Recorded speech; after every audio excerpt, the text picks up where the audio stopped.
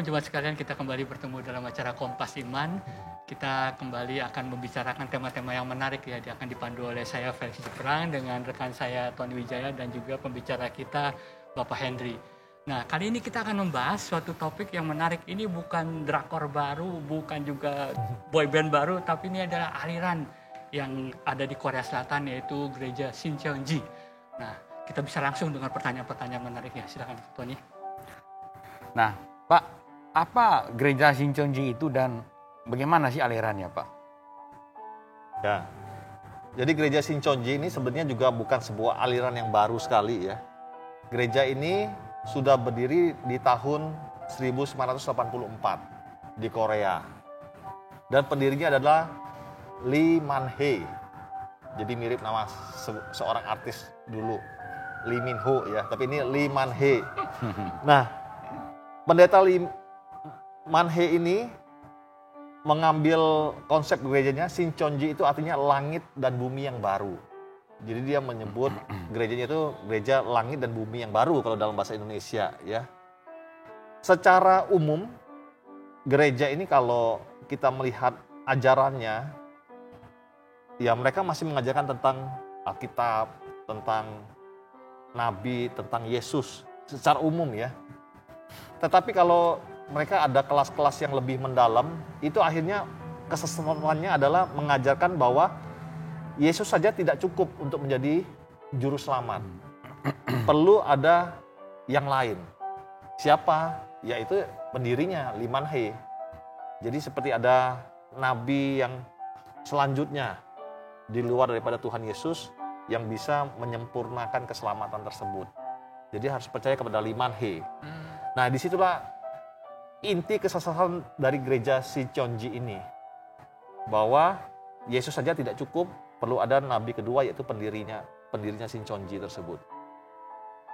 Saya mendengar sebuah kesaksian ya dari mantan aliran gereja ini. Dia mengatakan kalau secara umum dia ikut kelas pendalaman Alkitab itu seperti biasa, seperti gereja biasa. Tapi untuk kelas-kelas yang lebih mendalam, kelas advance diceritakan ya, itu baru nanti akan diajarkan soal Lee Man-hee sebagai seperti apa ya, penggenapan daripada Yesus Kristus. Begitu. Ya kira-kira seperti itu secara umum Pak. Nanti detailnya bisa kita lebih bahas lagi ya. Jadi memang ajaran awalnya itu mirip-mirip gitu mirip, ya, kayak mirip. nggak sesat gitu awal-awal iya. gitu, tapi lama-lama lebih dalam baru seperti itu ya. Iya, baru ketahuan kesesatannya. Iya. Kan kalau di Korea katanya gerakan ini begitu merebak dan banyak sekali, masif sekali, sampai ada grup-grup khusus yang dibentuk buat mengcounter gitu ya, melawan gerakan Shincheonji ini. Nah, Betul. kalau di Indonesia ini apa sudah ada, Pak? Kalau di Indonesia mungkin secara masif besar sekali menentang kelompok ini belum ada. Tapi sudah mulai kalau kita lihat di YouTube, dia di medsos, orang-orang yang mengerti akan kesesatan gereja ini, mereka mulai membahas tentang gereja ini. Termasuk kita ya saat ini mulai membahas biar juga para viewers yang melihat Kompas Iman bisa punya pengetahuan soal Shincheonji ini. Jangan sampai dianggap ini sebuah gereja yang normal. Nah misalnya saja di Indonesia, kalau kita buka YouTube itu ada channelnya Pak, Shincheonji Indonesia. Jadi kalau kita buka ajarannya ya biasa, Gereja Yesus Shincheonji. Namanya Gereja Yesus Shincheonji. Jadi semua biasa kayak gereja biasa. Tapi kalau kita masuk lebih dalam, ya mungkin tidak akan ada di YouTube tersebut. Waktu kita masuk secara pribadi dalam pengajaran-pengajaran kelas mereka, itu baru kelihatan kesesatannya. Nah kalau di Korea sendiri, memang sudah banyak pertentangan untuk mereka ya. Karena ya kesesatannya satu, yang kedua karena waktu virus corona merebak, gereja Shincheonji ini dianggap salah satu yang bertanggung jawab. Karena banyak anggotanya yang terkena corona tapi tidak dilaporkan.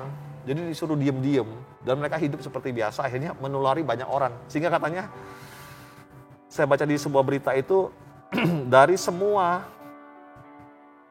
yang terinfeksi corona di Korea Selatan, setengahnya itu adalah anggota Shincheonji. Wah, luar biasa. Karena mereka tidak ngomong, tidak mau melapor. Akhirnya kan banyak gereja, banyak orang-orang, banyak kelompok menuntut pemerintah supaya ya ini menangkap pemimpinnya, Lee Man-hee tersebut. Karena mereka mulai heboh memang waktu corona ya di mana? Di Korea. Ya sebelumnya mereka dianggap biasa aja, terbuka lah. Gereja Korea juga kan banyak Kristennya, terbuka lah. Mereka sesat-sesat ya, kadang biasa di Korea gitu. Ya kira-kira seperti itu Pak, Ya. itu tadi ya. Tapi hebat ya, dia bisa menarik orang untuk mengikuti dia. Apa ada strategi khusus gitu bagaimana dia menarik jemaat atau anggotanya begitu? Iya, jadi gereja ini punya beberapa cara ya untuk menarik, mengajak orang masuk ke dalamnya. Nah yang pertama itu adalah biasanya anggota Shincheonji ini diminta untuk memang dalam tanda kutip menginjili orang lain untuk masuk Shincheonji. Dan biasanya ini adalah anak-anak muda di tempat-tempat kuliah dan lain sebagainya ya, atau ibu-ibu dan sebagainya. Jadi mereka punya satu memang target spesifik. Jadi mereka harus dikatakan kan dalam bahasanya mereka itu harus menemukan buah atau target. Jadi buah mana nih yang mau dipetik tersebut. Jadi mereka sudah menetapkan targetnya, lalu mengumpulkan informasi tentang orang tersebut, lalu melakukan pendekatan kepada orang tersebut. Ya, jadi setelah dikumpulkan informasi, mereka mulai merangkul orang tersebut. Nah, biasanya dilakukan dengan cara konseling pribadi. Jadi mungkin dia melihat orang ini ada apa kebutuhan soal identitas diri dan lain sebagainya. Nah, mulai dilakukan konseling.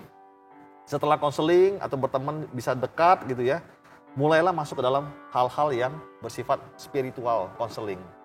Nah, jadi pertama mungkin hal-hal biasalah sehari-hari ya, soal sekolahnya, soal pekerjaannya, soal kehidupannya. Jadi memang menjangkaunya itu sangat mulus sekali. Setelah cocok, dekat, bisa jadi teman, masuk ke spiritual. Nah, setelah masuk ke spiritual, di sanalah akan diajak ke kelas-kelas pedalaman Alkitab. Lalu mereka masuk ke ajaran-ajaran yang lebih mendalam, sampai berapa masa mereka lulus, baru mereka dianggap bisa masuk ke dalam gereja Shincheonji. Jadi bukan pendekatan dengan KKR, tapi dengan pendekatan pribadi ya. Betul. Itu salah satu saja. Jadi pribadi dengan mencari target tadi ya. Lalu ada juga mereka itu dengan cara ada komunitas-komunitasnya. Jadi mereka membuat beberapa komunitas anak muda, ada komunitas ibu-ibu, terus komunitas mungkin pelayanan sosial dan lain sebagainya. Nah, melalui situ jadi sepintas kelihatan seperti normal ya, sosial gitu ya. Tapi mereka sudah dekat, merasa oh ini baik nih. Komunitas ini melayani bersama. Nanti di sana mulai ya. Tadi ada spiritual dimasukin, lalu hal-hal bersifat pendalaman Alkitab. Nah, mulailah ajaran-ajaran mereka yang sesat itu mulai ditanamkan kepada orang-orang yang tertarik kepada komunitas mereka. Jadi kalau dibilang mereka mengajak orang ya untuk masuk ini sangat membayar harga. Mereka sediakan waktu, sediakan uang, apapun yang dibutuhkan supaya orang itu bisa percaya, mereka bisa tertarik. Nah, misalnya terakhir mungkin di Indonesia ya. Jadi masa corona banyak orang sulit segala macam. Saya mendengar katanya ada orang-orang yang dibantu secara keuangan, soal ini dan itu untuk menjalani kehidupan mereka yang sulit di masa corona. Nah, ini mereka bisa jadi anggota gitu dan lain sebagainya ya. Banyak di Indonesia pun sudah masuk walaupun belum ada gedung gerejanya.